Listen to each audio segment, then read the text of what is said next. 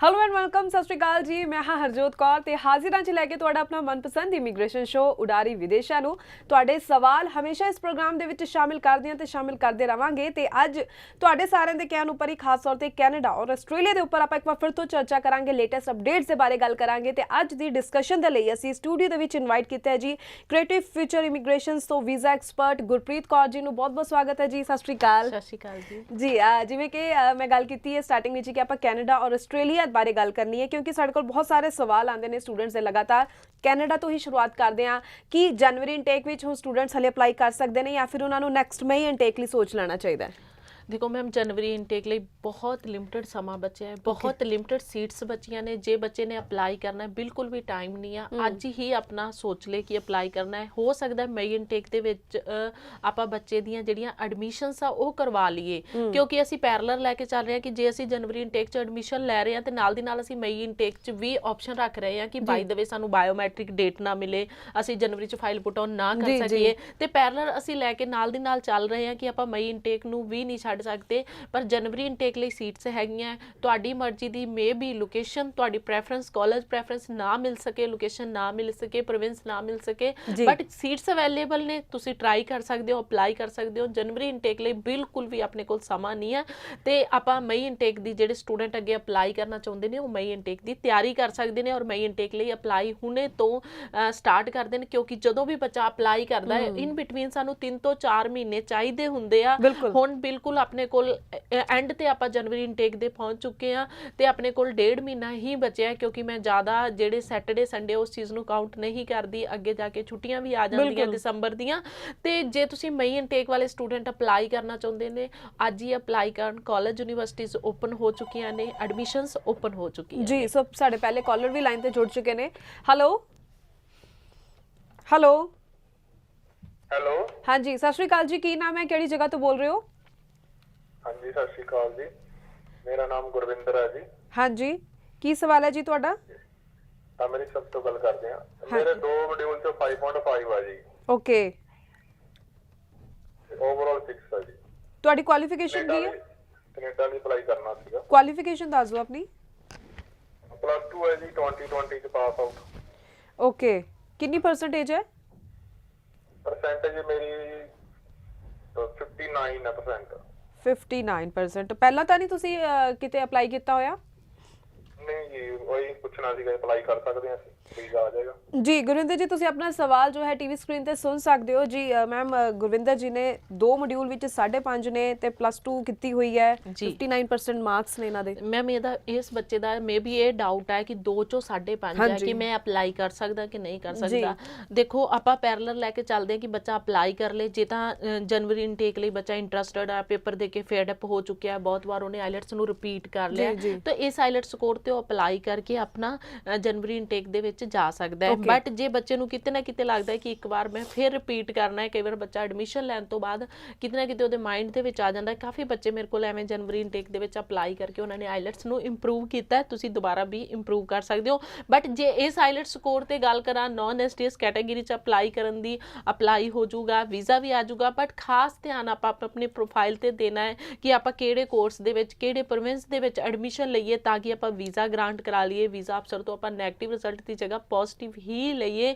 SOP ਤੇ ਧਿਆਨ ਦੇਣਾ ਹੈ, ਫੰਡਿੰਗ ਤੇ ਧਿਆਨ ਦੇਣਾ, ਹਰ ਈਚ ਐਂਡ ਐਵਰੀਥਿੰਗ ਜਿਹੜੀ ਫਾਈਲ ਦਾ ਜਿਹੜਾ ਅਸੀਂ ਚੀਜ਼ ਦੇਖਦੇ ਹਾਂ ਕਿ ਵੀਜ਼ਾ ਅਫਸਰ ਫੰਡਿੰਗ ਨਹੀਂ ਦੇਖਦਾ। ਜੇ ਆਪਾਂ GIC ਕਰਾ ਦਿੱਤਾ ਹੈ, ਬੜੀ ਮਾਰਕੀਟ 'ਚ ਅਫਵਾਹਾਂ ਹੁੰਦੀਆਂ, ਬਟ ਆਪਾਂ ਸਾਰੀਆਂ ਚੀਜ਼ਾਂ ਨੂੰ ਨਾਲ ਲੈ ਕੇ ਚੱਲਣਾ ਹੈ। ਆਪਾਂ ਸਾਰੀਆਂ ਚੀਜ਼ਾਂ ਨੂੰ ਸਮਝ ਕੇ ਔਰ ਸੋਚ ਕੇ ਪ੍ਰੋਫਾਈਲ ਨੂੰ ਅੱਗੇ ਰਿਪਰੈਜ਼ੈਂਟ ਕਰਨਾ ਹੈ ਵੀਜ਼ਾ ਅਫਸਰ ਦੇ ਅੱਗੇ ਤਾਂ ਕਿ ਸਾਡੇ ਪ੍ਰੋਫਾਈਲ ਦਾ ਵਿਊ ਲੈਣ ਤੋਂ ਬਾਅਦ ਵੀਜ਼ਾ ਅਫਸਰ ਸਾਨੂੰ ਵੀਜ਼ਾ ਹੀ ਗ੍ਰਾਂਟ ਕਰੇ। ਇਸ ਪ੍ਰੋਫਾਈਲ ਤੇ ਈਜ਼ੀਲੀ ਆਪਾਂ ਵੀਜ਼ਾ ਗ੍ਰਾਂਟ ਕਰਾ ਲਾਂਗੇ। ਬਟ ਫਿਰ ਵੀ ਬੱਚੇ ਦੇ ਕੋਈ ਮਨ ਦੇ ਵਿੱਚ ਸਵਾਲ ਹੈ ਤੇ ਆਫਟਰ ਸ਼ੋ ਵੀ ਕਾਲ ਕਰ ਸਕਦਾ ਹੈ, ਆਫਿਸ ਵੀ ਵਿਜ਼ਿਟ ਕਰ ਸਕਦਾ ਹੈ। ਜੀ ਜੀ ਜੀ ਬਿਲकुल। ਤੇ ਤੁਹਾਨੂੰ ਦੱਸ ਦਈਏ ਕਿ ਤੁਸੀਂ ਜੋ ਸਕਰੀਨ ਦੇ ਉੱਪਰ ਨੰਬਰ ਸ਼ੋ ਹੋ ਰਿਹਾ ਇਸ ਦੇ ਉੱਪਰ ਸ਼ੋ ਦੇ ਵਿੱਚ ਵੀ ਕਾਲ ਕਰ ਸਕਦੇ ਹੋ। ਲੇਕਿਨ ਅਗਰ ਕਈ ਵਾਰੀ ਮੈਂ ਹਰ ਸ਼ੋ 'ਚ ਗੱਲ ਕਰਦੀ ਹਾਂ ਕਿ ਕੁਝ ਪ੍ਰੋਫਾਈਲਸ ਸਟੂਡੈਂਟਸ ਜੋ ਸ਼ੋ ਦੇ ਵਿੱਚ ਡਿਸਕਸ ਨਹੀਂ ਕਰਨਾ ਚਾਹੁੰਦੇ ਤਾਂ ਤੁਸੀਂ ਸ਼ੋ ਖਤਮ ਹੋਣ ਤੋਂ ਬਾਅਦ ਵੀ ਇਹਨਾਂ ਨੰਬਰ ਉੱਪਰ ਹੀ ਕਾਲ ਕਰ ਸਕਦੇ ਹੋ। ਤੇ ਜੇਕਰ ਤੁਸੀਂ ਵਿਜ਼ਿਟ ਕਰਨਾ ਚਾਹੁੰਦੇ ਇਹਨਾਂ ਦੇ ਆਫਿਸ ਤਾਂ ਮੋਹਾਲੀ ਦੇ 2 ਫੇਸ ਵਿੱਚ ਇਹਨਾਂ ਦਾ ਆਫਿਸ ਹੈ। ਤੁਸੀਂ ਆਪਣੇ ਡਾਕੂਮੈਂਟਸ ਲੈ ਕੇ ਵਿਜ਼ਿਟ ਕਰ ਸਕਦੇ ਹੋ ਤਾਂ ਕਿ ਸਹੀ ਤਰੀਕੇ ਨਾਲ ਅਸੈਸਮੈਂਟ ਕਰਕੇ ਤੁਹਾਨੂੰ ਸਹੀ ਸਹੀ ਗਾਈਡੈਂਸ ਦਿੱਤੀ ਜਾ ਸਕੇ। ਮੈਂ ਇੱਥੇ ਜਾਣਨਾ ਚਾਹੂੰਗੀ, ਆਪਾਂ ਐਸਡੀਐਸ ਪ੍ਰੋਫਾਈਲਸ ਦੀ ਵੀ ਗੱਲ ਕਰਦੇ ਹਾਂ। ਹੁਣ ਜੋ ਪ੍ਰੋਫਾਈਲ ਆਈ ਸੀ ਇਹ ਨੌਨ ਐਸਡੀਐਸ ਸੀ, ਤਾਂ ਸਕਸੈਸ ਰੇਸ਼ੋ ਦੀ ਅਗਰ ਆਪਾਂ ਗੱਲ ਕਰੀਏ ਇਸ ਸਮੇਂ ਐਸਡੀਐਸ ਵਾਲਿਆਂ ਦੇ ਜ਼ਿਆਦਾ ਵੀਜ਼ਾ ਆ ਰਹੇ ਨੇ ਜਾਂ ਫਿਰ ਨੌਨ ਐਸਡੀਐਸ ਵਾਲਿਆਂ ਦਾ ਵੀ ਬਰਾਬਰ ਪੈਰਲਰ ਹੀ ਵੀਜ਼ਾ ਆ ਰਹੇ ਨੇ? ਮੈਮ ਜਦੋਂ ਆਪਾਂ ਗੱਲ ਕਰਦੇ ਆ ਨਾ ਦੋ ਕੈਟਾਗਰੀਜ਼ ਦੀ, ਕਿਤੇ ਨਾ ਕਿਤੇ ਮਾਰਕੀਟ ਦੇ ਵਿੱਚ ਇਹ ਅਫਵਾਹ ਹੁੰਦੀ ਹੈ ਕਿ ਐਸਡੀਐਸ ਕੈਟਾਗਰੀ ਨੂੰ ਵੀਜ਼ਾ ਅਫਸਰ ਨੇ ਵੀਜ਼ਾ ਗ੍ਰਾਂਟ ਕਰ ਦੇਣਾ। ਐਵੇਂ ਦਾ ਕੁਝ ਨਹੀਂ ਹੈ। ਦੋ ਕੈਟਾਗਰੀਜ਼ ਹੈ, ਇੱਕ ਚ ਬੱਚਾ ਲੋ ਆਈਲੈਟ ਸਕੋਰ ਵਾਲਾ, ਘੱਟ ਪਰਸੈਂਟੇਜ ਵਾਲਾ ਬੱਚਾ, ਪ੍ਰਾਈਵੇਟ ਕਾਲਜ ਜਿਹੜੇ ਬੱਚੇ ਐਡਮਿਸ਼ਨ ਲੈਂਦੇ ਉਹ ਅਪਲਾਈ ਕਰ ਸਕਦੇ ਆ। ਦੋਨੋਂ ਕੈਟਾਗਰੀਜ਼ ਦਾ ਸੇਮ ਸਕਸੈਸ ਰੇਟ ਰਹਿੰਦਾ ਹੈ। ਕੋਈ ਇਹ ਨਹੀਂ ਕਿ ਆਪਾਂ ਇੱਕ ਕੈਟਾਗਰੀ ਦਾ ਵੀਜ਼ਾ ਸਕਸੈਸ ਰੇਟ ਐਸਡੀਐਸ ਦਾ ਜ਼ਿਆਦਾ ਹੈ, ਨੌਨ ਐਸਡੀਐਸ ਦਾ ਘੱਟ ਹੈ, ਇਹੋ ਜਿਹਾ ਕੁਝ ਨਹੀਂ ਹੈ। ਜੋ ਦੋ ਕੈਟਾਗਰੀ ਸਾਨੂੰ ਦਿੱਤੀਆਂ ਉੱਥੋਂ ਦੀ ਗਵਰਨਮੈਂਟ ਨੇ, ਐਂਬੈਸਡਰ ਵੱਲੋਂ ਦਿੱਤੀਆਂ ਗਈਆਂ, ਤੇ ਦੋਨੋਂ ਕੈਟਾਗਰੀ ਚ ਵੀਜ਼ਾ ਨਿਕਲਦੇ ਜੀ। ਅਗਲੇ ਕਾਲਰ ਲਾਈਨ ਤੇ ਨੇ। ਹੈਲੋ ਹੈਲੋ ਹੈਲੋ, ਹਾਂਜੀ ਸਤਿ ਸ਼੍ਰੀ ਅਕਾਲ ਜੀ, ਕੀ ਨਾਮ ਹੈ, ਕਿਹੜੀ ਜਗ੍ਹਾ ਤੋਂ ਬੋਲ ਰਹੇ ਹੋ? ਸ਼ਿਵਾਨੀ ਗੱਲ ਕਰ ਰਹੀ ਸੀ ਲੁਧਿਆਣਾ ਤੋਂ। ਹਾਂਜੀ ਸ਼ਿਵਾਨੀ ਜੀ, ਕੀ ਸਵਾਲ ਹੈ? ਜੀ ਮੈਮ, ਮੇਰੇ ਓਵਰਆਲ 5.5 ਹੈਗੇ ਆ। ਮੈਂ 3 ਵਾਰੀ ਪੇਪਰ ਦੇ ਚੁੱਕੀ ਆ। ਮੇਰਾ ਗੈਪ ਹੈ ਸਟੱਡੀ ਦੇ ਵਿੱਚੋਂ। ਕੀ ਮੈਂ ਕੈਨੇਡਾ ਦੇ ਲਈ ਫਾਈਲ ਅਪਲਾਈ ਕਰ ਸਕਦੀ ਹਾਂ? ਤੁਹਾਡੀ ਕੁਆਲੀਫਿਕੇਸ਼ਨ ਕੀ ਹੈ? +2 ਕੀਤੀ ਹੋਈ ਹੈ। ਕਿਹੜੇ ਈਅਰ ਵਿੱਚ ਕੀਤੀ ਹੈ? 2018 ਦੇ ਵਿੱਚ। ਓਕੇ, ਕਿੰਨੀ ਪਰਸੈਂਟੇਜ ਹੈ? 62। 62% ਹੈ, ਮਤਲਬ +2 ਤੋਂ ਬਾਅਦ ਤੁਸੀਂ ਕੀ ਕੀਤਾ ਹੋਇਆ? ਕੁਛ ਨਹੀਂ ਮੈਮ, ਮੇਰਾ 3 ਸਾਲ ਦਾ ਗੈਪ ਹੈ। ਓਕੇ ਸ਼ਿਵਾਨੀ ਜੀ, ਤੁਸੀਂ ਆਪਣੇ ਸਵਾਲ ਦਾ ਜਵਾਬ ਟੀਵੀ ਸਕਰੀਨ ਤੇ ਸੁਣ ਸਕਦੇ ਹੋ ਜੀ। ਇਹ ਹੁਣ 3 ਸਾਲ ਦਾ ਗੈਪ ਹੈ, ਜੋ ਉਹਨਾਂ ਦਾ ਆਇਲ ਸਕੋਰ ਵੀ ਆਪਾਂ ਬਹੁਤ ਵਧੀਆ ਨਹੀਂ ਕਹਿ ਸਕਦੇ। ਸੋ 3 ਸਾਲ ਦੇ ਗੈਪ ਦੇ ਨਾਲ ਕੀ ਕੈਨੇਡਾ ਅਪਲਾਈ ਹੋ ਸਕਦਾ ਹੈ? ਮੈਮ ਦੇਖੋ, ਅਪਲਾਈ ਹੋ ਜਾਂਦਾ ਹੈ ਕਿ ਗੈਪ ਦਾ ਇਹ ਨਹੀਂ ਕਿ ਆਪਾਂ ਗੈਪ ਆ ਅਪਲਾਈ ਨਹੀਂ ਕਰ ਸਕਦੇ। ਭਾਵੇਂ 10 ਸਾਲ ਦਾ ਗੈਪ ਆ, ਬੱਚਾ ਅਪਲਾਈ ਕਰ ਸਕਦਾ ਹੈ। ਬੱਚੇ ਦਾ ਮੇਨ ਚੀਜ਼ ਹੁੰਦੀ ਹੈ ਕਿ ਗੈਪ ਨੂੰ ਤੁਸੀਂ ਜਸਟੀਫਾਈ ਕਿਵੇਂ ਕਰੋਗੇ। ਇਨ ਬਿਟਵੀਨ ਜੋ ਕੀਤਾ ਵੀਜ਼ਾ ਅਫਸਰ ਉਹ ਜਾਨਣਾ ਚਾਹੁੰਦਾ ਹੈ। ਤੁਸੀਂ 3 ਸਾਲ ਸਟੱਡੀ ਡ੍ਰੌਪ ਕਰਕੇ ਬੈਠੇ ਰਹੇ ਹੋ, ਵੀਜ਼ਾ ਅਫਸਰ ਇਹ ਦੇਖਣਾ ਚਾਹੁੰਦਾ ਹੈ ਕਿ ਕਿਤੇ ਤੁਸੀਂ ਕੈਰੀਅਰ ਨੂੰ ਲੈ ਕੇ ਲਾਪਰਵਾਹ ਤਾਂ ਨਹੀਂ ਹੋ, ਕੇਅਰਲੈਸ ਤਾਂ ਨਹੀਂ ਹੋ, ਕੈਰੀਅਰ ਕੌਨਸ਼ੀਅਸ ਹੈਗੇ ਹੋ। ਤੇ ਉਹਨਾਂ ਬਿਹਾਫ ਤੇ ਤੁਹਾਡੀ ਅੱਗੇ ਪ੍ਰੋਫਾਈਲ ਵੀਜ਼ਾ ਅਫਸਰ ਦੇ ਸਾਹਮਣੇ ਰਿਪਰੈਜ਼ੈਂਟ ਹੁੰਦੀ ਹੈ। ਜਿਵੇਂ ਬੱਚੇ ਨੇ ਦੱਸਿਆ ਕਿ ਮੈਂ 3 ਵਾਰ ਪੇਪਰ ਦੇ ਚੁੱਕੀ ਹਾਂ। 3 ਵਾਰ ਪੇਪਰ ਦੇਣਾ ਵੀ ਮੈਨੇ ਰਖਾਂਦਾ ਹੈ ਬੱਚੇ ਦਾ ਕਿ ਆਈਲੈਟ ਸਕੋਰ ਉਹੀ ਆ, 3 ਸਾਲ ਦਾ ਗੈਪ ਵੀ ਪੈ ਗਿਆ। ਤੇ ਇਹਨਾਂ ਚੀਜ਼ਾਂ ਨੂੰ ਬੱਚੇ ਨੂੰ ਸਮਝਣਾ ਪਊਗਾ। ਇੱਕ ਵਾਰ ਬੱਚਾ ਜਿਹੜੀ ਆਪਣੀ ਪ੍ਰੋਪਰ ਪ੍ਰੋਫਾਈਲ ਮੈਨੂੰ ਈਮੇਲ ਕਰੇ ਤਾਂ ਕਿ ਮੈਂ ਦੇਖਾਂ ਕਿ ਬੱਚੇ ਦਾ ਕਿੱਥੇ ਆ ਔਰ ਕਿਵੇਂ ਅਪਲਾਈ ਹੋ ਸਕਦਾ ਹੈ, ਕਿਹੜੇ ਪ੍ਰੋਵਿੰਸ ਦੇ ਵਿੱਚ ਆਪਾਂ ਅਪਲਾਈ ਕਰ ਸਕਦੇ ਹਾਂ ਜੀ। ਹੈਲੋ ਹੈਲੋ ਹੈਲੋ, ਹਾਂਜੀ ਸਤਿ ਸ਼੍ਰੀ ਅਕਾਲ ਜੀ, ਕੀ ਨਾਮ ਹੈ, ਕਿਹੜੀ ਜਗ੍ਹਾ ਤੋਂ ਬੋਲ ਰਹੇ ਹੋ? ਮੇਰਾ ਨਾਮ ਸੁਮਨ ਹੈ, ਲੁਧਿਆਣਾ ਤੋਂ ਗੱਲ ਕਰ ਰਹੀ ਹਾਂ ਮੈਂ। ਹਾਂਜੀ, ਕੀ ਸਵਾਲ ਹੈ ਸੁਮਨ ਜੀ? ਹਾਂਜੀ ਮੈਮ, ਮੈਂ ਜਨਵਰੀ ਵੇਲੇ ਅਪਲਾਈ ਕੀਤਾ ਹੋਇਆ ਹੈ ਤੇ ਮੈਂ ਪੁੱਛਣਾ ਸੀਗਾ ਕਿ ਮੇਰਾ ਰਿਜ਼ਲਟ ਕਦ ਤੱਕ ਆ ਜਾਊਗਾ? ਓਕੇ, ਕਦੋਂ ਅਪਲਾਈ ਕੀਤਾ ਸੀ ਤੁਸੀਂ? ਮੈਮ ਜਿਹੜੇ ਮੇਰੇ ਬਾਇਓਮੈਟ੍ਰਿਕ ਹੋਏ ਸੀਗੇ ਨਾ 22 ਅਕਤੂਬਰ ਨੂੰ ਹੋਏ ਸੀ। 22 ਅਕਤੂਬਰ ਨੂੰ? ਹਾਂਜੀ। ਬਸ ਫਿਰ ਤਾਂ ਤੁਹਾਡਾ ਰਿਜ਼ਲਟ ਆਉਣ ਵਾਲਾ ਹੈ ਤੇ ਤੁਸੀਂ ਆਪਣੀ ਇਸ ਰਿਜ਼ਲਟ ਦੀ ਵੇਟ ਕਰ ਸਕਦੇ ਹੋ ਔਰ ਆਪਣੀ ਤਿਆਰੀ ਕਰਕੇ ਰੱਖੋ, ਕਿਉਂਕਿ ਅਕਤੂਬਰ 22 ਨੂੰ ਹੋਏ ਸੀਗੇ। ਮੇ ਬੀ ਤੁਹਾਡਾ ਮਿਡ ਨਵੰਬਰ ਤੱਕ, ਲਾਸਟ ਨਵੰਬਰ ਤੱਕ ਜਿਹੜਾ ਰਿਜ਼ਲਟ ਆ ਉਹ ਡਿਕਲੇਅਰ ਹੋ ਜਾਊਗਾ। ਬਹੁਤ ਸਹੀ ਸਮੇਂ ਤੇ ਬੱਚੇ ਨੇ ਅਪਲਾਈ ਕੀਤਾ ਤੇ ਆਰਾਮ ਨਾਲ ਬੱਚੇ ਦਾ ਵੀਜ਼ਾ ਜਿਹੜਾ ਉਹ ਇਸ ਮੰਥ ਦੇ ਵਿੱਚ ਜਿਹੜਾ ਹੈ ਗ੍ਰਾਂਟ ਹੋ ਜਾਏਗਾ। ਜੀ thank you so much Suman ਜੀ ਸਾਨੂੰ ਕਾਲ ਕਰਨ ਦੇ ਲਈ। ਬਿਲਕੁਲ, ਸੋ ਕਈ ਸਵਾਲ ਰਹਿੰਦੇ ਨੇ ਸਟੂਡੈਂਟਸ ਦੇ ਨਾਲ ਆਪਾਂ ਆਸਟ੍ਰੇਲੀਆ ਦੀ ਵੀ ਗੱਲ ਕਰ ਲਈਏ, ਕਿਉਂਕਿ ਆਸਟ੍ਰੇਲੀਆ ਨੂੰ ਲੈ ਕੇ ਵੀ ਬਹੁਤ ਸਾਰੇ ਸਵਾਲ ਨੇ। ਹੁਣ ਓਪਨ ਹੋ ਚੁੱਕਿਆ ਹੈ ਸਟੂਡੈਂਟਸ ਦੇ ਲਈ, ਫਲਾਈਟਸ ਵੀ ਓਪਨ ਹੋ ਰਹੀਆਂ ਨੇ। ਤਾਂ ਮੈਂ ਇਹ ਵੀ ਜਾਣਨਾ ਚਾਹੂੰਗੀ ਕਿ ਕਿੰਨਾ ਕੁ ਰਸ਼ ਅਸੀਂ ਸਮਝ ਸਕਦੇ ਹਾਂ, ਕਿਉਂਕਿ ਫਰੈਸ਼ ਪ੍ਰੋਫਾਈਲ ਵਾਲਾ ਅਗਰ ਬੱਚਾ ਲਗਾਏਗਾ ਤਾਂ ਜਿਹੜੀਆਂ ਪਹਿਲਾਂ ਤੋਂ ਫਾਈਲ ਜਿਨ੍ਹਾਂ ਦੇ ਉੱਪਰ ਕੰਮ ਹੋ ਰਿਹਾ, ਕਿ ਫਰੈਸ਼ ਪ੍ਰੋਫਾਈਲ ਵਾਲੇ ਬੱਚੇ ਨੂੰ ਇਨਟੇਕ ਅੱਗੇ ਤਾਂ ਨਹੀਂ ਪੈ ਜਾਏਗਾ? ਦੇਖੋ ਮੈਮ, ਜਦੋਂ ਵੀ ਆਪਾਂ ਕਿਸੇ ਵੀ ਕੰਟਰੀ 'ਚ ਇਸ ਟਾਈਮ ਅਪਲਾਈ ਕਰ ਰਹੇ ਹਾਂ, ਸਭ ਤੋਂ ਪਹਿਲਾਂ ਸਾਡੇ ਕੋਲ ਪੈਂਡੈਂਸੀ ਬਹੁਤ ਹੈ। ਕਿਉਂਕਿ ਪੈਂਡੈਂਸੀ ਜਿਹੜੇ ਬੱਚਿਆਂ ਦੇ ਵੀਜ਼ਾਸ ਗ੍ਰਾਂਟ ਹੋਏ ਆ ਉਹਨਾਂ ਨੇ ਵੀ ਜਾਣਾ, ਜੇ ਬੱਚੇ ਕਿਸੇ ਦੀ ਰਿਫਿਊਜ਼ਲ ਆ ਉਹਨੇ ਵੀ ਬੱਚੇ ਨੇ ਦੁਬਾਰਾ ਅਪਲਾਈ ਕਰਨਾ ਹੈ। ਇਸ ਕਰਕੇ ਜਿਹੜਾ ਆਸਟ੍ਰੇਲੀਆ ਫਲਾਈਟਸ ਓਪਨ ਹੋ ਚੁੱਕੀਆਂ। ਪਹਿਲਾਂ ਤਾਂ ਮੈਂ ਇਹ ਖੁਸ਼ਖਬਰੀ ਬੱਚਿਆਂ ਨੂੰ ਦੇਣਾ ਚਾਹੁੰਦੀ ਹਾਂ ਕਿ ਸਾਰਾ ਕੁਝ ਓਪਨ ਹੈ। ਕਾਲਜਿਸ ਕਦੀ ਵੀ ਬੰਦ ਨਹੀਂ ਹੋਏ ਆਸਟ੍ਰੇਲੀਆ ਦੇ, ਕਦੀ ਵੀ ਉਹਨਾਂ ਨੇ ਐਡਮਿਸ਼ਨ ਦੇਣੀ ਬੰਦ ਨਹੀਂ ਕੀਤੀ, ਕਦੀ ਵੀ ਇਹ ਚੀਜ਼ਾਂ ਬੰਦ ਨਹੀਂ ਹੋਈਆਂ। ਫਾਈਲਸ ਵੀ ਲੱਗਦੀਆਂ ਰਹੀਆਂ ਬੱਚਿਆਂ ਦੇ, ਜਿਹੜੇ ਰਿਜ਼ਲਟਸ ਨੇ ਵੀਜ਼ਾਸ ਵੀ ਗ੍ਰਾਂਟ ਹੁੰਦੇ ਨੇ। ਔਰ ਅੱਜ ਆਪਾਂ ਆਸਟ੍ਰੇਲੀਆ ਦੀ ਗੱਲ ਕਰੀਏ ਕਿ ਪ੍ਰੋਪਰ ਆਸਟ੍ਰੇਲੀਆ ਜਿਹੜਾ ਓਪਨ ਹੋ ਚੁੱਕਿਆ ਹੈ, ਬੱਚਾ ਅਪਲਾਈ ਕਰ ਸਕਦਾ ਹੈ। ਇਸ ਜਿਹੜਾ ਸਮਾਂ ਹੈ, ਜਿਹੜੇ ਇਸ ਟਾਈਮ ਦੇ ਵਿੱਚ ਆਪਾਂ ਜਦੋਂ ਵੀ ਕਿਸੇ ਵੀ ਕੰਟਰੀ ਲਈ ਅਪਲਾਈ ਕਰ ਰਹੇ ਹਾਂ, ਕਿਸੇ ਵੀ ਇਨਟੇਕ ਲਈ ਅਪਲਾਈ ਕਰ ਰਹੇ ਹਾਂ, ਆਪਾਂ 3 ਤੋਂ 4 ਮਹੀਨੇ ਦਾ ਟਾਈਮ ਲੈ ਕੇ ਪਹਿਲਾਂ ਚੱਲੀਏ, ਕਿਉਂਕਿ ਅੱਜ ਹਰ ਕਿਤੇ ਰਸ਼ ਹੈ।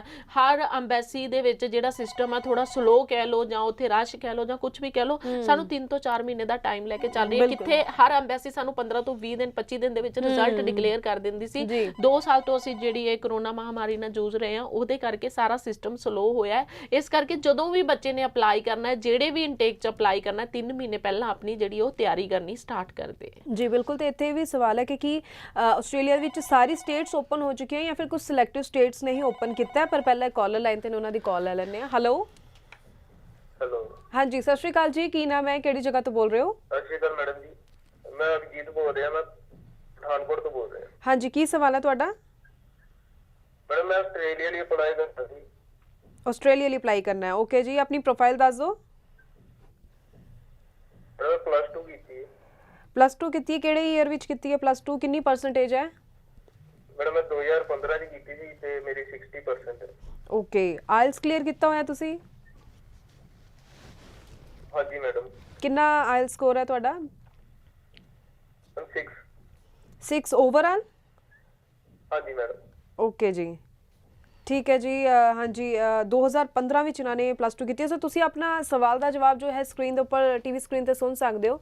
ਹਾਂਜੀ, ਕੀ 2015 ਦਾ ਇਹਨਾਂ ਨੇ ਕੀਤੀ ਹੋਈ ਹੈ ਪਲੱਸ 2 ਤੇ ਹੁਣ ਅਪਲਾਈ ਕਰਨਾ ਚਾਹ ਰਹੇ ਨੇ ਆਸਟ੍ਰੇਲੀਆ ਲਈ? ਕੀ 6 ਤੋਂ 7 ਸਾਲ ਦਾ ਗੈਪ ਹੈ। ਭਾਵੇਂ ਮੈਂ ਆਸਟ੍ਰੇਲੀਆ ਅਪਲਾਈ ਕਰਨ ਲਈ ਬੱਚੇ ਨੂੰ ਗਾਈਡ ਕਰਾਂ, ਚਾਹੇ ਕੈਨੇਡਾ ਅਪਲਾਈ ਕਰਨ ਲਈ ਗਾਈਡ ਕਰਾਂ, ਸਭ ਤੋਂ ਪਹਿਲਾਂ ਤੁਹਾਨੂੰ ਬੱਚੇ ਗੈਪ ਦੀ ਜਸਟੀਫਿਕੇਸ਼ਨ ਚਾਹੀਦੀ ਆ। ਤੁਸੀਂ ਇਨ ਬਿਟਵੀਨ ਕੀ ਕੀਤਾ ਹੈ, ਕੀ ਆਪਣੇ ਫੈਮਿਲੀ ਬਿਜ਼ਨਸ 'ਚ ਹੈਲਪ ਕਰਦੇ ਰਹੇ ਸੀਗੇ, ਜਾਂ ਕੋਈ ਪ੍ਰੋਬਲਮ ਹੋ ਗਈ ਸੀ, ਜਾਂ ਕੋਈ ਮੈਡੀਕਲ ਇਸ਼ੂ ਹੋ ਗਿਆ ਸੀ, ਜੋ ਵੀ ਸੀ ਉਹ ਸਭ ਤੋਂ ਪਹਿਲਾਂ ਤੁਸੀਂ ਮੈਨੂੰ ਦੱਸੋਗੇ। ਫਿਰ ਉਸ ਤੋਂ ਅੱਗੇ ਮੈਂ ਤੁਹਾਨੂੰ ਸੁਜੈਸਟ ਕਰਾਂਗੀ ਕਿ ਆਪਾਂ ਕਿਵੇਂ ਅਪਲਾਈ ਕਰ ਸਕਦੇ ਹਾਂ, ਕਿੱਥੇ ਅਪਲਾਈ ਕਰ ਸਕਦੇ ਹਾਂ। ਔਰ ਬਹੁਤ ਸਾਰਾ ਬੱਚਾ ਹੈ ਜਿਹਦਾ ਗੈਪ, ਜਿਹਨੂੰ ਮੰਨਦਾ ਹੁੰਦਾ ਹੈ ਬੱਚਾ ਕਿਤੇ ਨਾ ਕਿਤੇ, ਹਰਜੋਤ ਜੀ ਬੱਚੇ ਨੇ ਕੁਝ ਨਾ ਕੁਝ ਕੀਤਾ ਹੁੰਦਾ ਔਰ ਬੱਚੇ ਨੂੰ ਖੁਦ ਹੀ ਨਹੀਂ ਪਤਾ ਹੁੰਦਾ। ਬੱਚੇ ਨੂੰ ਲੱਗਦਾ ਕਿ ਇਹ ਮੇਰਾ ਗੈਪ ਹੈ। ਜੋ ਵੀ ਤੁਸੀਂ ਕੀਤਾ ਹੈ ਆਪਾਂ ਵੀਜ਼ਾ ਅਫਸਰ ਦੇ ਸਾਹਮਣੇ ਉਹ ਰੱਖਣਾ ਹੈ। ਜਦੋਂ ਆਪਾਂ SOP ਲਿਖਣੀ ਆ, ਆਪਾਂ ਉਹਦੇ ਵਿੱਚ ਆਪਣਾ ਜਿਹੜਾ ਇਨ ਬਿਟਵੀਨ ਗੈਪ ਸੀਗਾ, ਕੀ ਰੀਜ਼ਨਸ ਰਹੇ ਸੀ, ਕੀ ਕਾਰਨ ਰਹੇ ਸੀ, ਕੀ ਕਰਦੇ ਸੀ, ਉਹ ਸਾਰਾ ਕੁਝ ਆਪਾਂ ਜਸਟੀਫਾਈ ਕਰਨਾ ਹੁੰਦਾ ਹੈ।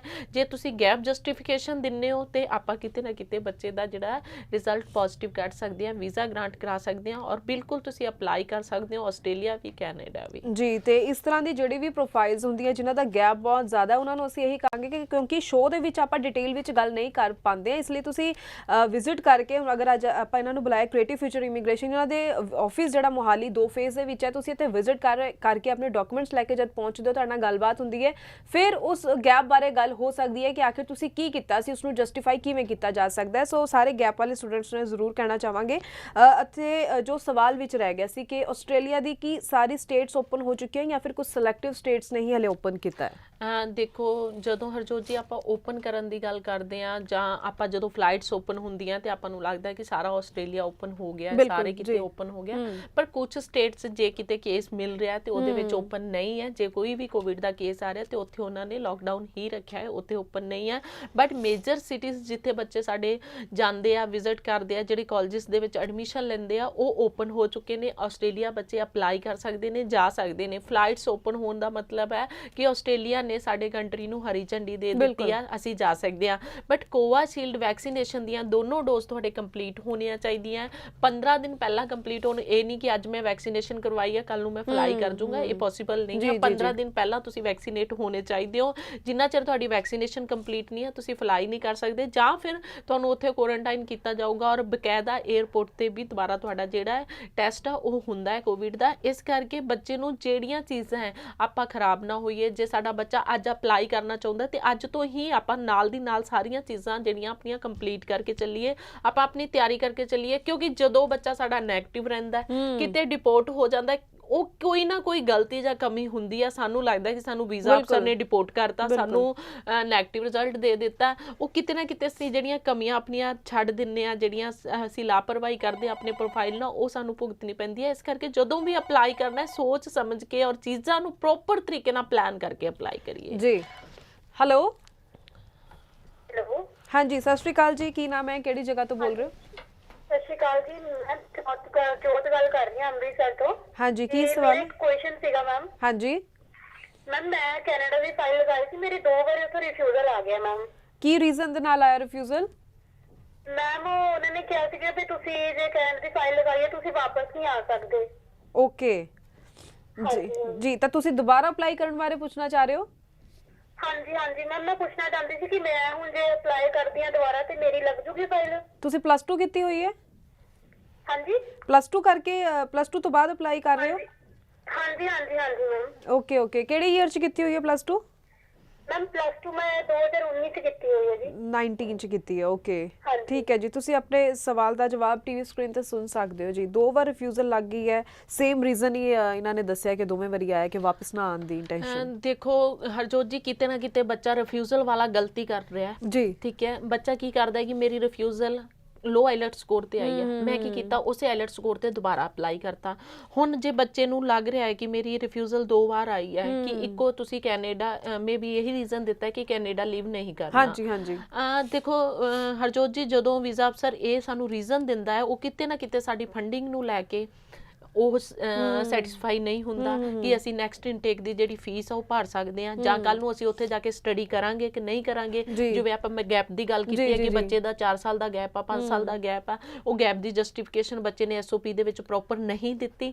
ਇਵੇਂ ਜਦੋਂ ਅਸੀਂ ਪ੍ਰੋਪਰ ਵੀਜ਼ਾ ਅਫਸਰ ਨੂੰ ਸੈਟੀਸਫਾਈ ਨਹੀਂ ਕਰਾਵਾਂਗੇ ਤੇ ਐਵੇਂ ਦੀਆਂ ਜਿਹੜੀਆਂ ਸਾਡੀਆਂ ਰਿਫਿਊਜ਼ਲ ਦੇ ਰੀਜ਼ਨਸ ਨੇ ਉਹ ਅੱਗੇ ਅੱਗੇ ਆਉਂਦੇ ਰਹਿਣਗੇ। ਜਿਵੇਂ ਹੁਣ ਬੱਚੇ ਨੇ ਪੁੱਛਿਆ ਕਿ ਮੈਂ ਦੁਬਾਰਾ ਅਪਲਾਈ ਕਰ ਸਕਦਾ, ਬਿਲਕੁਲ ਬੱਚੇ ਤੂੰ ਦੁਬਾਰਾ ਅਪਲਾਈ ਕਰ ਸਕਦਾ, ਆਪਾਂ ਵੀਜ਼ਾ ਵੀ ਲੈ ਲਾਂਗੇ। ਸਭ ਤੋਂ ਪਹਿਲਾਂ ਤੁਹਾਨੂੰ ਮੈਨੂੰ ਪ੍ਰੋਪਰ ਪ੍ਰੋਫਾਈਲ ਦੇਣੀ ਪਊਗੀ ਕਿ ਤੁਸੀਂ ਪਹਿਲਾਂ ਕੀ ਲਾਇਆ ਸੀ ਜਦੋਂ ਤੁਸੀਂ ਅਪਲਾਈ ਕੀਤਾ ਸੀ, ਕਿਹੜੇ ਡਾਕੂਮੈਂਟਸ ਜਿਹੜੇ ਤੁਸੀਂ ਲਾਏ ਸੀਗੇ, ਐਸਓਪੀ ਦੇ ਵਿੱਚ ਤੁਹਾਡੀਆਂ ਕੀ ਫਿਊਚਰ ਪਲੈਨਿੰਗ ਸੀ, ਕੀ ਤੁਹਾਡਾ ਜੇ ਗੈਪ ਸੀ ਤੇ ਗੈਪ ਨੂੰ ਲੈ ਕੇ ਕੀ ਜਸਟੀਫਿਕੇਸ਼ਨ ਸੀ। ਸਾਰਾ ਜਦੋਂ ਪ੍ਰੋਫਾਈਲ ਤੁਸੀਂ ਮੇਰੇ ਅੱਗੇ ਰੱਖੋਗੇ, ਪ੍ਰੋਫਾਈਲ ਦੇਖਣ ਤੋਂ ਬਾਅਦ ਮੈਂ ਦੇਖਾਂਗੀ ਕਿ ਮੈਨੂੰ ਸਮਝ ਆ ਰਿਹਾ ਹੈ ਕਿ ਇਸ ਪ੍ਰੋਫਾਈਲ ਤੇ ਆਪਾਂ ਕੀ ਸੋਧ ਕਰ ਸਕਦੇ ਹਾਂ, ਕਿਵੇਂ ਲਾ ਸਕਦੇ ਹਾਂ। ਜੇ ਸਾਨੂੰ ਉਹ ਪ੍ਰੋਫਾਈਲ ਸਮਝ ਨਹੀਂ ਆਏਗਾ ਫਿਰ ਆਪਾਂ ਕੇਪ ਨੋਟ ਵੱਲ ਜਾਵਾਂਗੇ। ਕੇਪ ਨੋਟ ਦੇ ਵਿੱਚ ਆਪਾਂ ਦੇਖਾਂਗੇ ਵੀਜ਼ਾ ਅਫਸਰ ਨੂੰ ਕਿਹੜੀ ਕਮੀ ਪੇਸ਼ੀ ਜਿਹੜੀ ਸਾਡੀ ਲੱਗੀ ਆ, ਉਸ ਤੋਂ ਬਾਅਦ ਅਸੀਂ ਉਹ ਕਮੀ ਪੇਸ਼ੀ ਨੂੰ ਪੂਰਾ ਕਰਕੇ ਅਪਲਾਈ ਕਰਾਂਗੇ। 110% ਬੱਚਾ ਵੀਜ਼ਾ ਗ੍ਰਾਂਟ ਕਰਾ ਲੇਗਾ। ਜੀ ਬਿਲਕੁਲ, ਕਿਉਂਕਿ ਅਸੀਂ ਦੇਖਦੇ ਹਾਂ ਕਿ ਚਲੋ ਫਰੈਸ਼ ਜਿਹੜੀ ਪ੍ਰੋਫਾਈਲਸ ਹੁੰਦੀ ਹੈ ਉਹਨਾਂ ਨੂੰ ਧਿਆਨ ਨਾਲ ਬੜੇ ਤਰੀਕੇ ਨਾਲ ਪ੍ਰੈਜ਼ੈਂਟ ਕਰਨਾ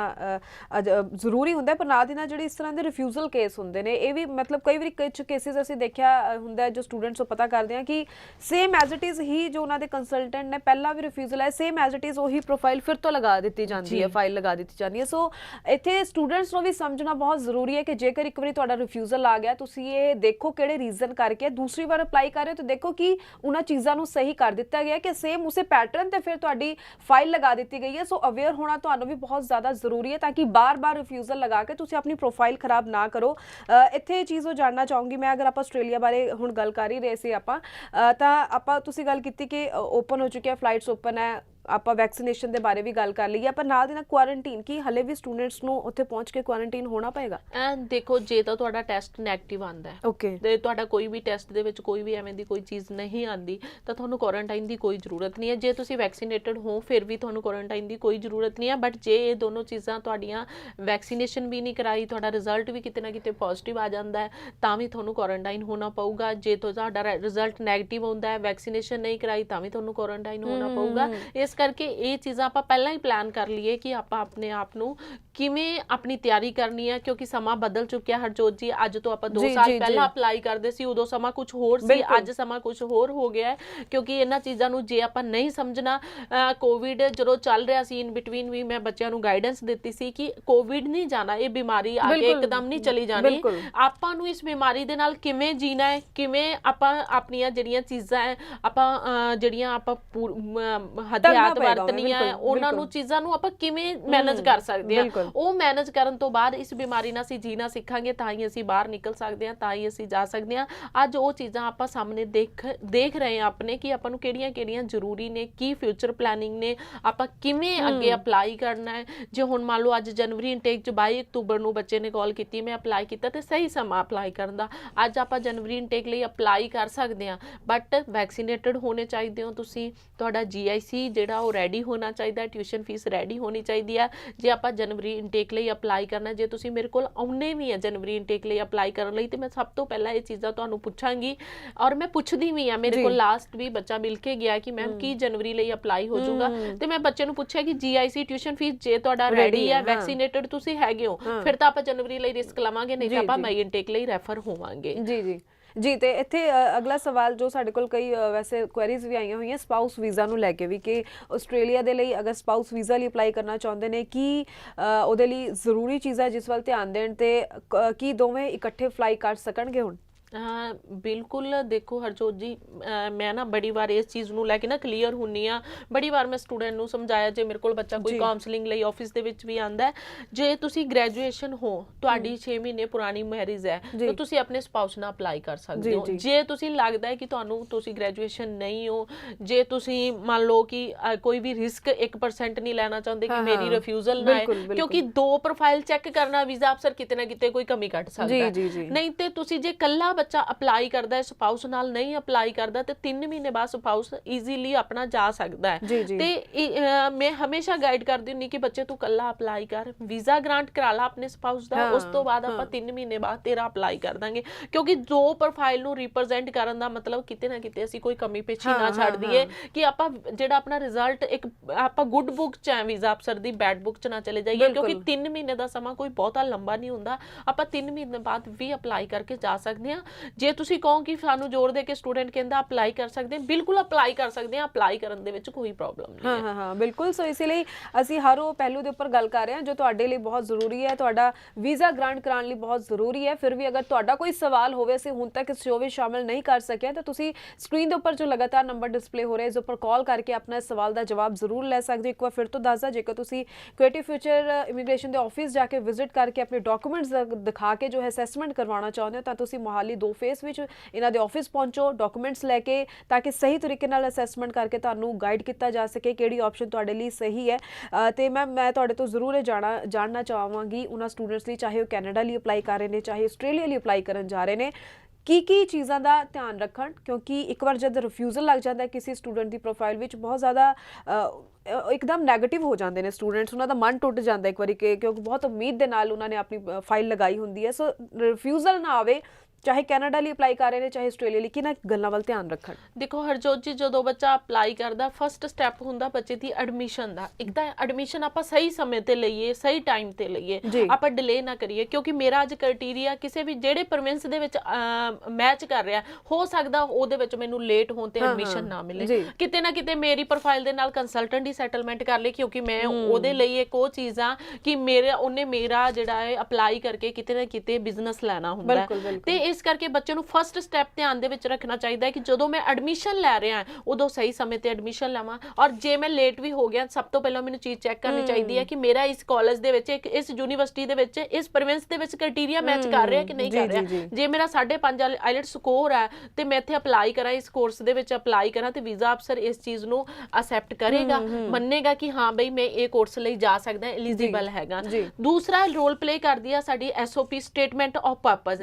ਸਟੇਟਮੈਂਟ ਆਫ ਪਰਪਸ ਅਸੀਂ ਟੋਟਲੀ ਕੰਸਲਟੈਂਟ ਤੇ ਛੱਡ ਦਿੰਦੇ ਆ ਆਪਣਾ, ਕਦੀ ਕੰਸਲਟੈਂਟ ਤੇ ਨਾ ਛੱਡਿਓ, ਕਿਉਂਕਿ ਇਹ ਬੱਚੇ ਦਾ ਪਾਰਟ ਹੈ। ਬੱਚੇ ਨੇ ਲਿਖਣੀ ਆ 10th ਕਲਾਸ ਤੋਂ ਲੈ ਕੇ ਗ੍ਰੈਜੂਏਸ਼ਨ ਕੀਤੀ ਆ, +2 ਕੀਤੀ ਆ, ਫਿਊਚਰ ਪਲੈਨਿੰਗ ਕੀ ਆ, ਕਿਹੜੇ ਕੋਰਸ 'ਚ ਐਡਮਿਸ਼ਨ ਲਈ ਆ, ਬੱਚੇ ਨੂੰ ਪਤਾ ਹੋਣਾ ਚਾਹੀਦਾ। ਜਦੋਂ ਤੁਸੀਂ ਜਿਹੜੀ ਵੀ ਲੈਂਗੁਏਜ ਦੇ ਵਿੱਚ ਕੰਫਰਟੇਬਲ ਹੋ, ਤੁਸੀਂ ਉਸੇ ਲੈਂਗੁਏਜ ਦੇ ਵਿੱਚ ਆਪਣੀ SOP ਆਪਣੇ ਕੰਸਲਟੈਂਟ ਨੂੰ ਲਿਖ ਕੇ ਦਿਆ ਕਰੋ। ਕਿਉਂਕਿ ਮੈਂ ਸਭ ਤੋਂ ਪਹਿਲਾ ਪਾਰਟ ਬੱਚੇ ਨੂੰ ਇਹੀ ਦਿੰਨੀ ਆ, ਕਿਉਂਕਿ SOP ਬੱਚੇ ਨੇ ਲਿਖੀ ਆ, ਵੀਜ਼ਾ ਅਫਸਰ ਕਾਲ ਕਰਦਾ ਹੈ, ਬੱਚਾ ਉੱਥੇ ਹੈਂਡਲ ਕਰ ਲੇਗਾ। ਜੇ ਉਹ ਐਮਬੈਸੀ ਜਦੋਂ ਕਲੀਅਰ ਕਰਦਾ ਹੈ ਇਮੀਗ੍ਰੇਸ਼ਨ 에ਅਰਪੋਰਟ ਤੇ, ਬੱਚਾ ਕਦੀ ਡਿਪੋਰਟ ਨਹੀਂ ਹੋਊਗਾ, ਬੱਚਾ ਉੱਥੇ ਸਾਰੀਆਂ ਚੀਜ਼ਾਂ ਹੈਂਡਲ ਕਰ ਲੂਗਾ। ਉਹਨੂੰ ਪਤਾ ਹੋਊਗਾ ਇਸ ਕੋਰਸ 'ਚ, ਇਸ ਕ੍ਰਾਈਟੇਰੀਆ 'ਚ ਮੈਂ ਆਪਣੀ ਐਡਮਿਸ਼ਨ ਲਈ ਆ, ਮੈਂ ਇੱਥੇ ਵੀਜ਼ਾ ਅਫਸਰ ਨੂੰ, ਇਮੀਗ੍ਰੈਂਟ ਨੂੰ ਕੀ ਆਨਸਰ ਦੇਣਾ, ਇਮੀਗ੍ਰੇਸ਼ਨ ਵਾਲੇ ਅਫੀਸਰ ਨੂੰ ਕਿਹੜੀਆਂ ਚੀਜ਼ਾਂ ਦਾ ਮੈਂ ਇੱਥੇ ਧਿਆਨ ਰੱਖ ਕੇ ਜਿਹੜਾ ਆਨਸਰ ਦੇਣਾ। ਔਰ SOP ਲਿਖਦੇ ਸਮੇਂ ਜਦੋਂ ਬੱਚਾ ਲਿਖਦਾ ਹੈ, ਉਹਨੂੰ ਪਤਾ ਹੁੰਦਾ ਹੈ, ਨਾਲ ਦੀ ਨਾਲ ਅਸੀਂ ਉਹਨੂੰ ਦੱਸਦੇ ਹਾਂ ਕਿਹੜੇ ਡਾਕੂਮੈਂਟਸ ਤੇਰੇ ਇੰਪੋਰਟੈਂਟ ਆ, ਕਿਹੜੇ ਕੈਰੀ ਕਰਨੇ ਆ, ਕਿਹੜੇ ਨਾਲ ਲੈ ਕੇ ਜਾਣੇ ਆ।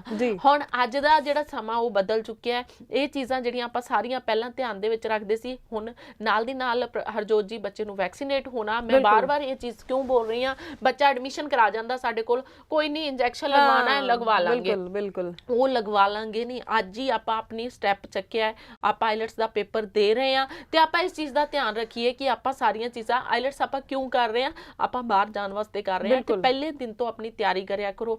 ਮੇਜਰ ਜਿਹੜੇ ਡਾਕੂਮੈਂਟਸ ਹੁੰਦੇ ਆ, ਫਾਈਨੈਂਸ਼ੀਅਲ ਡਾਕੂਮੈਂਟਸ ਹੁੰਦੇ ਆ, GIC ਕਿਸੇ ਦੇ ਅਕਾਊਂਟ ਚੋਂ ਪੇ ਕਰਤਾ, 3-4 ਅਕਾਊਂਟ ਦੇ ਵਿੱਚੋਂ ਆਪਾਂ ਪੇ ਕਰਤਾ, ਜਿਹੜੀ ਬੈਂਕਿੰਗ ਆ 6 ਮੰਥ ਦੀ ਆਪਾਂ ਕਿਤੋਂ ਹੋਰ ਲਾ ਦਿੱਤੀ, ਬਿਲਕੁਲ ਠੀਕ ਹੈ, ਬੈਂਕਿੰਗ ਕਿਸੇ ਹੋਰ ਦੀ, ਉਹ ਚੀਜ਼ਾਂ ਜਸਟੀਫਾਈ ਨਹੀਂ ਹੁੰਦੀਆਂ। ਵੀਜ਼ਾ ਅਫਸਰ ਜੇ ਤੁਹਾਡੀ ਬੈਂਕਿੰਗ ਦੇਖੇਗਾ, ਤੁਸੀਂ ਬੈਂਕ ਸਟੇਟਮੈਂਟ ਜਿਹੜੀ ਲਾ ਰਹੇ ਹੋ, ਫਾਦਰ ਦੀ GIC ਟਿਊਸ਼ਨ ਫੀਸ ਪੇ ਕਰ ਰਹੇ ਹੋ ਤੁਸੀਂ ਆਪਣੇ ਗ੍ਰੈਂਡਫਾਦਰ ਦੇ ਅਕਾਊਂਟ ਚੋਂ ਜਾਂ ਆਪਣੇ ਭੂਆ ਦੇ, ਫੁੱਫੜ ਦੇ ਚੋਂ, ਤੇ ਉਹ ਚੀਜ਼ਾਂ ਜਸਟੀਫਾਈ ਨਹੀਂ ਹੋਣੀਆਂ। ਤੁਹਾਡੇ ਕੋਲ ਪੈਸਾ ਕਿੱਥੋਂ ਆਇਆ? ਮੈਂ ਨਹੀਂ ਕਹਿੰਦੀ ਕੈਨੇਡਾ ਐਮਬੈਸੀ ਪੁੱਛਦੀ ਆ ਪੈਸਾ ਕਿੱਥੋਂ ਆਇਆ, ਬਟ ਆਪਾਂ ਤਾਂ ਚੀਜ਼ਾਂ ਟਰਾਂਸਪੇਰੈਂਟ ਰੱਖੀਏ ਨਾ ਆਪਣੇ ਵੱਲੋਂ, ਆਪਾਂ ਤਾਂ ਨਾ ਕਿਤੇ ਇਹਨਾਂ ਚੀਜ਼ਾਂ ਦੀ ਕਮੀ ਛੱਡੀਏ। ਔਰ ਖਾਸ ਜਿਹੜਾ ਹਰ ਕੰਸਲਟੈਂਟ ਕਹਿੰਦਾ ਹੈ ਕਿ ਐਸਡੀਐਸ ਕੇਸ ਦੇ ਵਿੱਚ ਬੈਂਕਿੰਗ ਦੀ ਲੋੜ ਨਹੀਂ ਆ, ਬਟ ਮੈਂ ਕਹਿੰਨੀ ਆ ਕਿ ਬੈਂਕਿੰਗ ਦੀ ਲੋੜ ਹੈ। ਜੇ ਉਹਦੀ ਡਾਕੂਮੈਂਟ ਚੈੱਕ ਲਿਸਟ ਦੇ ਵਿੱਚ ਹੈਗਾ 6 ਮੰਥ ਦੀ ਬੈਂਕਿੰਗ, ਤੁਸੀਂ ਜ਼ੀਰੋ ਬੈਲੈਂਸ ਬੈਂਕਿੰਗ ਨਹੀਂ ਦੇ ਸਕਦੇ। ਕੁਛ ਨਾ ਕੁਛ ਅਮਾਉਂਟ ਉਹਦੇ ਵਿੱਚ ਹੋਣਾ ਚਾਹੀਦਾ ਹੈ। ਲਾ ਲਓ ਤੁਹਾਡੀ ਟਿਊਸ਼ਨ ਫੀਸ ਦਾ ਹਾਫ ਹੀ ਉਹਦੇ ਵਿੱਚ ਹੋਵੇ, ਹੋਣਾ ਬਹੁਤ ਇੰਪੋਰਟੈਂਟ ਹੈ। ਅਸੀਂ ਫੀਲ ਨਹੀਂ ਕਰਦੇ। ਜੀ ਬਿਲਕੁਲ, ਤੇ ਮੈਨੂੰ ਪੂਰੀ ਉਮੀਦ ਹੈ ਤੁਸੀਂ ਇਹ ਸਾਰੀ ਜਾਣਕਾਰੀ ਦਾ ਫਾਇਦਾ ਜ਼ਰੂਰ ਲਓਗੇ। ਤੁਹਾਡਾ ਬਹੁਤ ਬਹੁਤ ਧੰਨਵਾਦ ਇਹ ਸਾਰੀ ਜਾਣਕਾਰੀ ਸਾਡੇ ਦਰਸ਼ਕਾਂ ਨਾਲ ਸਾਂਝੀ ਕਰਨ ਲਈ, ਤੇ ਇਸ ਦੇ ਨਾਲ ਹੀ ਮੈਨੂੰ ਯਾਨੀ ਕਿ ਹਰਜੋਤ ਕੌਰ ਨੂੰ ਦਿਓ ਇਜਾਜ਼ਤ। ਧੰਨਵਾਦ।